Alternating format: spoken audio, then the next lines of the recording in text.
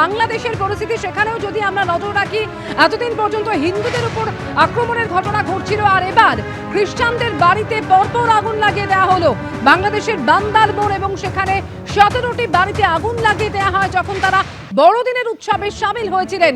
ইউনূস সরকারের আমলে, ইউনূস সরকারের অধীনে থাকা সংখ্যালঘুদের উপর পরপর আক্রমণের ঘটনা অব্যাহত। আর এই নিয়ে কথা বলবো, অর্ণব মুখোপাধ্যায় আমাদের সঙ্গে রয়েছেন। অর্ণব, এতদিন পর্যন্ত হিন্দুদের উপর আক্রমণের ঘটনা ঘটছিল, মন্দিরে ভাঙচুর হচ্ছিল, এবার একেবারে বড়দিনে যখন তারা উৎসবের আনন্দে সামিল হয়েছিলেন তখন বেছে বেছে তাদের বাড়িতে আগুন লাগিয়ে দেওয়া হলো। একদমই দেখো, বুধবার এই ঘটনাটা ঘটেছে গভীর রাত্রে বান্দরবানের ত্রিপুরা পাড়ায়। সেখানে হচ্ছে 17টি ঘর জ্বালিয়ে দেওয়া হয়েছে। কাদের ঘর জ্বালিয়ে দেওয়া হয়েছে? যারা খ্রিশ্চান কমিউনিটির রয়েছেন তাদের ঘর জ্বালিয়ে দেওয়া হয়েছে। তারা বড়দিনের উৎসব পালন করতে পাশের একটি গ্রামে গিয়েছিলেন, সেখানকার উপাসনালয়ে তারা প্রার্থনা করতে গিয়েছিলেন। ঠিক সেই মুহূর্তটাই দুষ্কৃতীরা বেছে নেয় এবং রাতের অন্ধকারে প্রায় চোরের মতো এসে তারা এই বাড়িগুলোতে আগুন লাগিয়ে দেয়। যখন খবর পেয়ে এই খ্রিশ্চান কমিউনিটির লোকজন যারা উৎসবে মারতে গিয়েছিলেন তারা যখন ফিরে আসেন তারা দেখেন সব ভস্মীভূত। তারা একদম খোলা ময়দানে এসে দাঁড়িয়েছেন এবং এখন রীতিমতো বান্দরবানে ঠান্ডা পড়েছে। এই শীতের রাতে তারা খোলা মাঠে এসে পড়েছেন। তারা একটা উৎসবে মেতেছিলেন, তারা গিয়েছিলেন উপাসনালয়েতে প্রার্থনা করতে, কিন্তু এসে দেখলেন সব কিছু শেষ হয়ে গিয়েছে। এর আগে যেটা দেখা যাচ্ছিল যে এই দুষ্কৃতীদের হামলা মূলত হচ্ছিল, মৌলবাদীদের হামলা হচ্ছিল হিন্দুদের ওপর, হিন্দুদের সম্পত্তির ওপর, তাদের উপাসনালয়ের ওপর।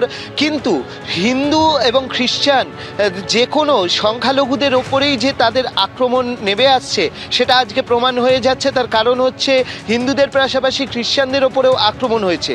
তোমাকে একটা পোস্টের কথা মনে করিয়ে দেবো যে বিএনপির নেতা রুহুল কবির রিজভী, তার একটা পোস্ট কিছুদিন আগেই তিনি দিয়েছিলেন যে বড়দিন কেন পালন করা উচিত নয়, কেন শুভেচ্ছা জানানো উচিত নয়, এই মর্মে তিনি একটা পোস্ট করেছিলেন। সেখানে কিছু মৌলবাদী বক্তব্য সেখানে স্পষ্ট করা ছিল এবং তারপরে দেখা যাচ্ছে যে যখন এই ধরনের বিভিন্ন প্রচার হচ্ছে তার মাঝখানে এরকম একটা ঘটনা ঘটলো।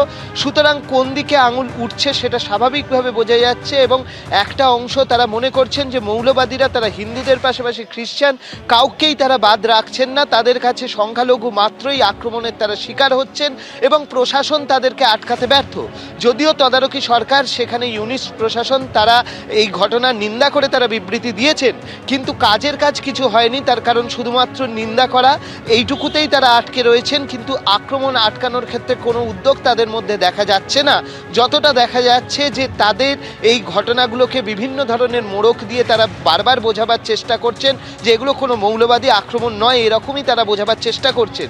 কিন্তু তার মাঝখানেই মৌলবাদীদের আক্রমণের শিকার হচ্ছে হিন্দু থেকে খ্রিস্টান, বৌদ্ধ সমস্ত কমিউনিটি তারা হচ্ছেন এবং তার জন্যই তারা একজোট হয়েছিলেন। অনেক দিন আগে থেকেই তারা একজোট হয়েছিলেন এবং সেই আন্দোলন করতে গিয়ে কিন্তু চিন্ময় কৃষ্ণপ্রভু তাকে গ্রেপ্তার করা হয়েছিল এবং সেই চিন্ময় কৃষ্ণপ্রভুর 2 তারিখের ফের শুনানি রয়েছে। তার আগে দেখা গেল যে হিন্দু কমিউনিটির পাশাপাশি খ্রিস্টান কমিউনিটির ওপরেও কিন্তু আক্রমণের খাড়া নেমে এলো এবং 17টি ঘর যেহেতু জ্বলে গিয়েছে, উৎসবের দিনে তারা খোলা একদম মাঠে এসে দাঁড়িয়েছেন এই শীতের রাতে।